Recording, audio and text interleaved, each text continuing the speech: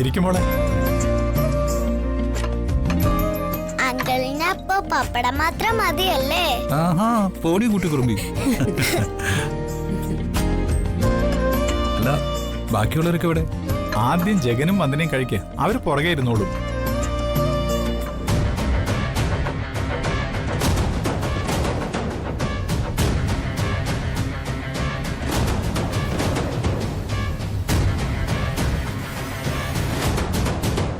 സുമലതേ, എടി സുമലതേ.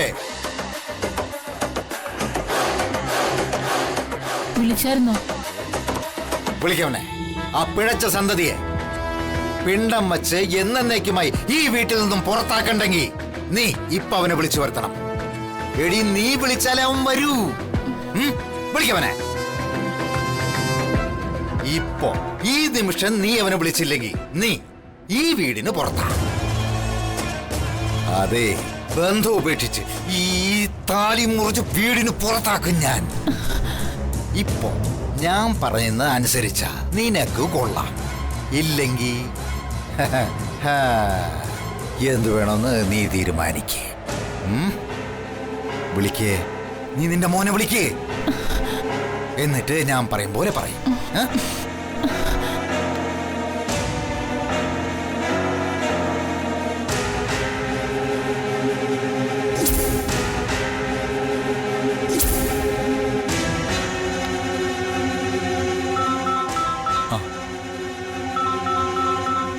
അച്ഛനാണല്ലോ.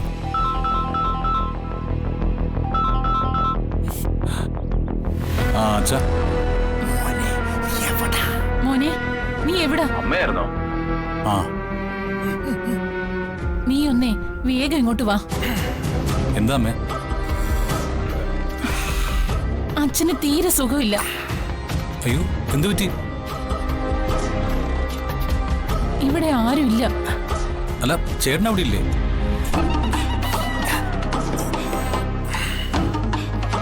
ചേട്ടനും ഇല്ലടാ.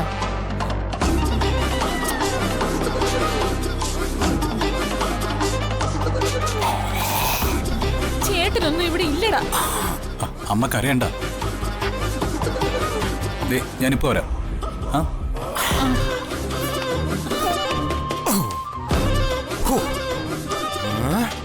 കേൾപ്പൊടിയത്ത്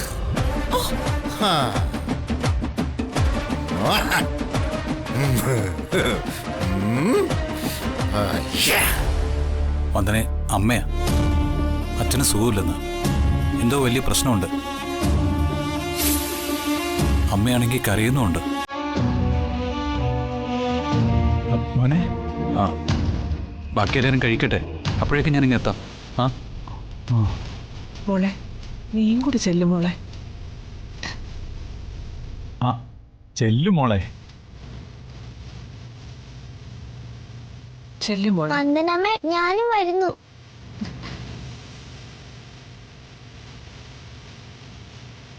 വന്ദനമ്മേ, ഞാനും വരുന്നു. മോനിപ്പൊ പോണ്ട, അവര് പെട്ടെന്ന് ഇങ്ങ വരും. ഇല്ല, ഞാൻ പോവും. വന്ദനമ്മേ.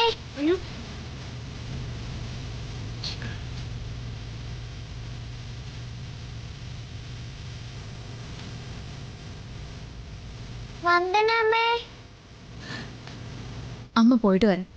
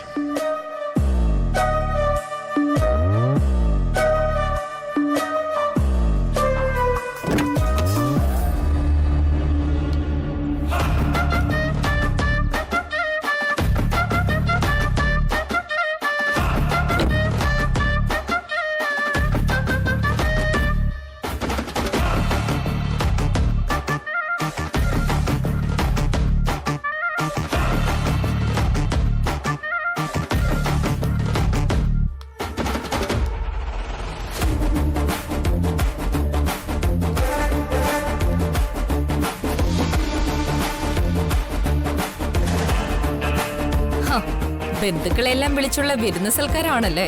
ആ, രാഖി കയറിയിരിക്കെ.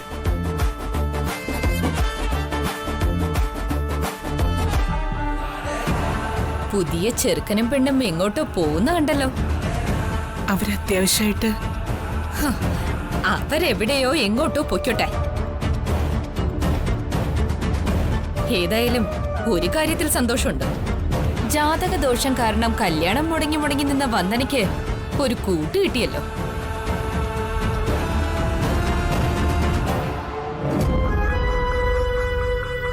അല്ലെങ്കിൽ തന്നെ നാട്ടിലൊക്കെ വന്ദനയും ജഗനും തമ്മിലുള്ള ബന്ധത്തെക്കുറിച്ച് ഒരുതരം അർത്ഥം വെച്ച സംസാരമായിരുന്നു.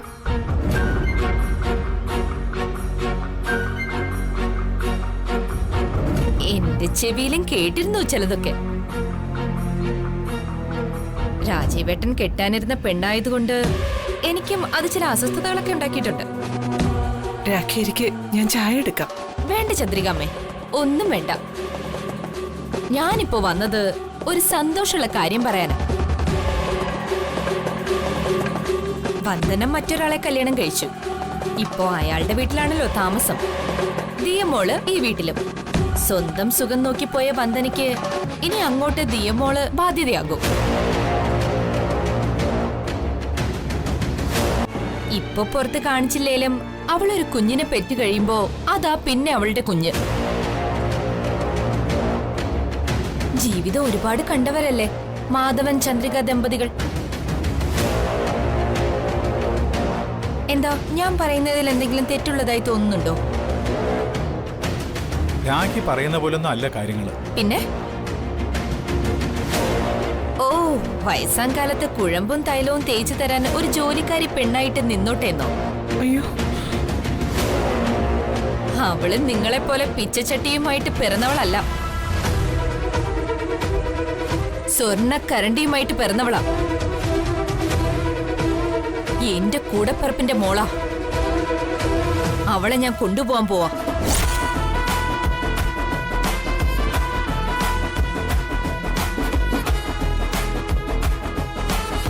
അച്ഛച്ച ആ,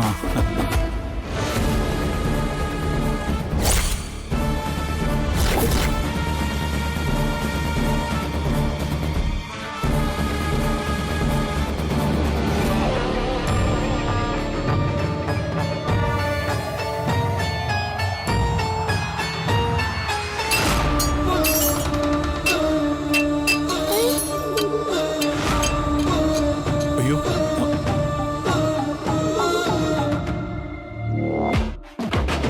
അയ്യോ മാധവേട്ടാ.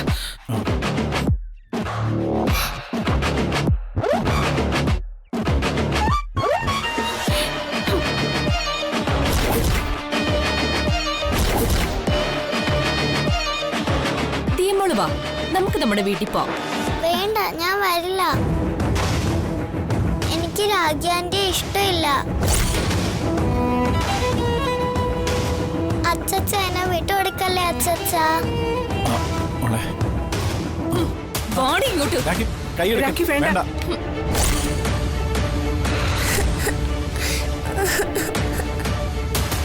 രാഖി ഇവിടുന്ന് പോവാൻ നോക്ക്. ഈ വീട്ടിൽ നിന്ന് ദിയമോളെ കൊണ്ടുപോകാന്ന് വിചാരിച്ചാ അത് നടക്കില്ല. രാഖി കൊണ്ടുപോകാൻ തന്നെയാ വന്നിട്ടുള്ളത്. ആ, പിടിച്ചെടുത്ത് വണ്ടി കേറ്റ്. ഏ? ആ.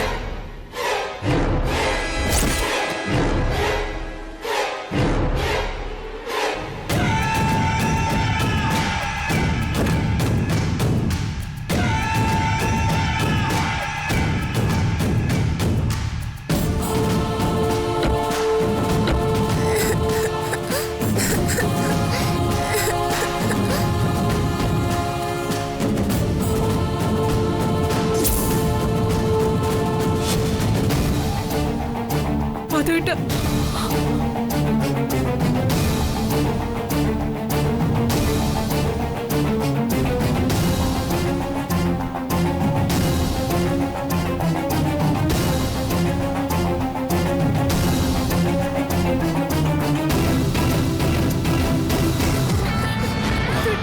മോളെ, ഏയ്, വിടറോ, അവളെ തൊട്ടുപോരുത്.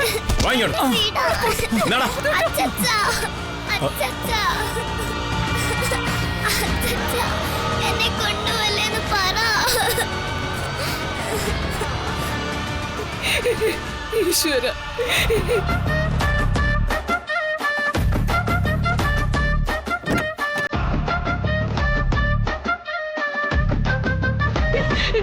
മധുവേട്ടാ, നമ്മുടെ ദേഹമുള്ള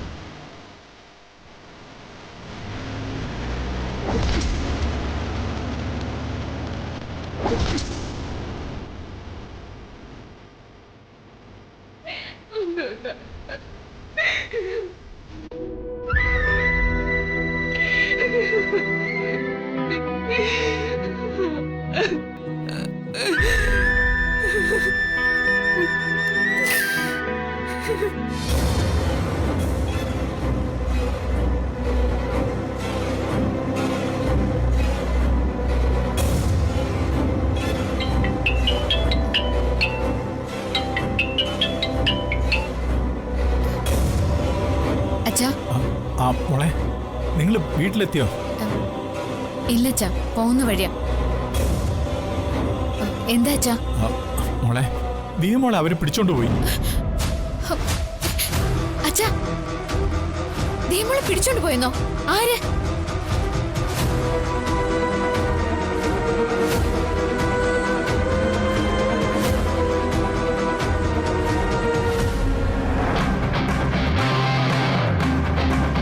എങ്ങോട്ടാ കൊണ്ടുപോയത്? അതൊന്നും ഞങ്ങൾക്ക് അറിയില്ല മോളെ. ഇപ്പൊ ഇവിടുന്ന് പോയതേ ഉള്ളൂ. വയസ്സായ ഞങ്ങൾക്ക് എന്ത് ചെയ്യാൻ പറ്റും മോളെ? ശരി അച്ഛൻ, കാര്യങ്ങൾ ഏതാണ്ട് എനിക്ക് മനസ്സിലായി. അച്ഛൻ ഫോൺ വെക്ക്, ഞാൻ വിളിച്ചോളാം. ശരി മോളെ.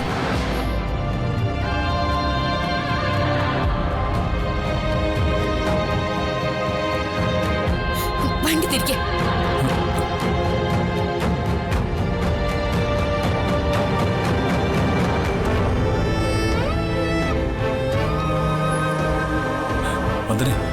എന്താ എന്ത് പറ്റി? രാഗി എന്റെ ദീമോളെ തട്ടിക്കൊണ്ട് പോയെന്ന്. എനിക്ക് എന്റെ മോളെ വേണം. വണ്ടി തിരിച്ചുവിട്. രാഖിയാണ് കൊണ്ടുപോയതെങ്കിൽ അവളുടെ വീട്ടിലേക്കായിരിക്കും.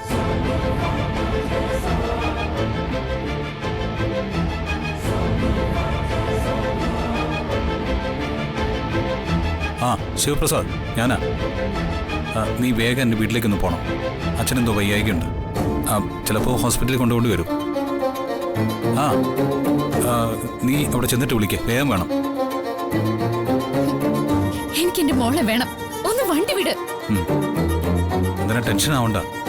ദീമോൾ എവിടെയുണ്ടെങ്കിലും ഞാൻ കണ്ടെത്തി വന്ദനയെ ഏൽപ്പിച്ചിരിക്കും. ഇത് വന്ദനയ്ക്ക് ജഗൻ തരുന്ന വാക്കാ.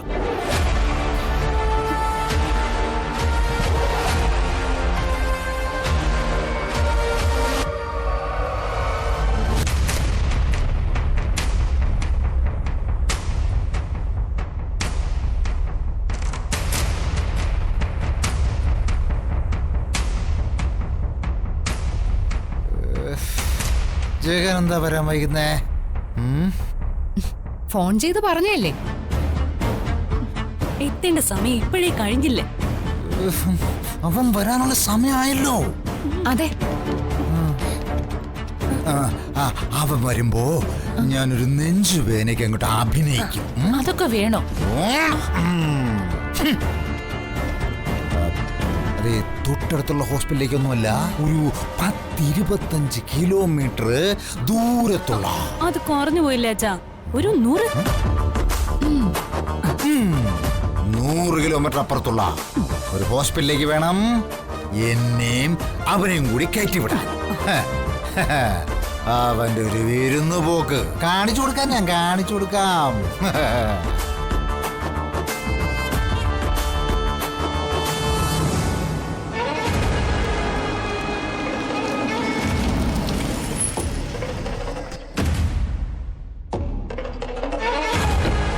അവരെത്തി തോന്നുന്നു. ചുമ്മാ നോയിക്കൊണ്ടിരിക്കുന്നത് എന്റെ നെഞ്ചത്തെ തടപടി. ഞാനിപ്പോ ചാവേ. ആരെങ്കിലും ഓടി വരണേ. ഹോസ്പിറ്റലിൽ പോ, അച്ഛാ. അയ്യോ ഞാനിപ്പോ ചാവേ. അയ്യോ അയ്യോ അച്ഛാ, അച്ഛാ വാ, അച്ഛാ, നമുക്ക് ഹോസ്പിറ്റലിൽ പോവാം, അച്ഛാ. വാ, അച്ഛാ. ആരുമില്ലേ? അയ്യോ, എൻ്റെ അച്ഛൻ. ഞാനിപ്പോ ചാവേ. അയ്യോ അയ്യോ, മോനെ ജഗ. അച്ഛാ, വാ, അച്ഛാ. അച്ഛാ ഓ വന്നത് ജഗനൊന്നും അല്ല, അവന്റെ കൂട്ടുകാരൻ ശിവപ്രസാദ. ശിവപ്രസാദ് എവിടെ? അപ്പൊ ജഗനില്ലേ? ഇല്ല അച്ഛാ.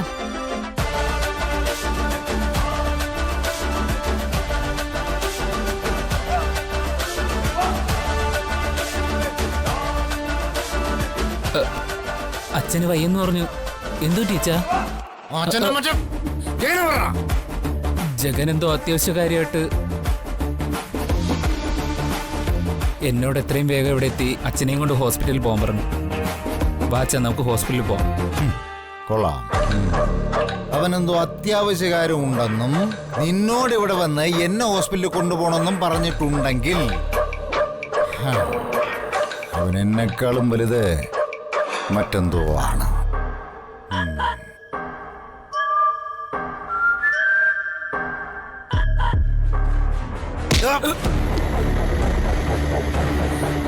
നൊത്തോലി പറടാ, അവൻ എങ്ങോട്ടാ പോയത്? എനിക്കറിഞ്ഞൂടാ. എന്നെ ഹോസ്പിറ്റലിൽ കൊണ്ടുപോകാൻ വന്നിരിക്കുകയാണല്ലേ നീ? പറടാ, എന്റെ കൺമുമ്പിൽ എങ്ങാനും നിന്നെ കണ്ടുപോയാലുണ്ടല്ലോ, ഇറങ്ങി എവിടെ പോയി നിന്റെ മോൻ? എന്താ ദേശം അവനുള്ളത്? നിനക്കറിയോ? പറഞ്ഞിട്ടോടി അവിടെ ഒരു മോൻ. അച്ഛാ ഇത് മനഃപൂർവ്വം.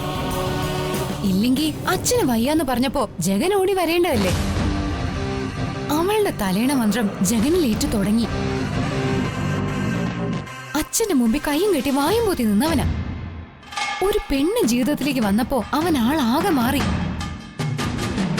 ഞാനിവിടെ വന്നിട്ട് ജിതേട്ടിന് ഒരു മാറ്റവും സംഭവിച്ചിട്ടില്ല.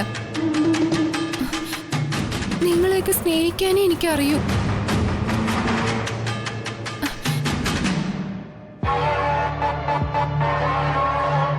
മതി, കുറേ നാളായി ഞാൻ ഈ ടേപ്പ് കണ്ണീര് കാണാൻ തുടങ്ങിയിട്ട്. സ്വല്പം ഓവറാ. ചെല്ലേ. ശരി അച്ഛാ.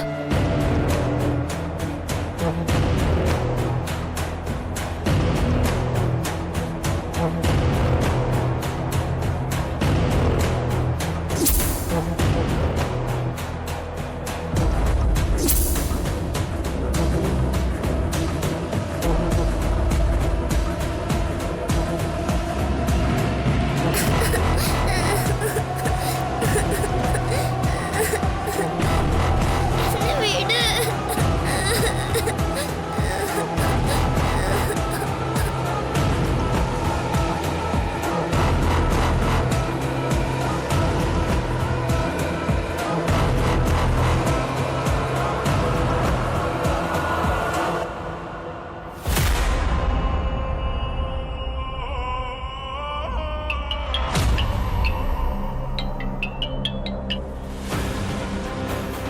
ഹലോ രാഖി, ഞാനാ കുറുപ്പ്.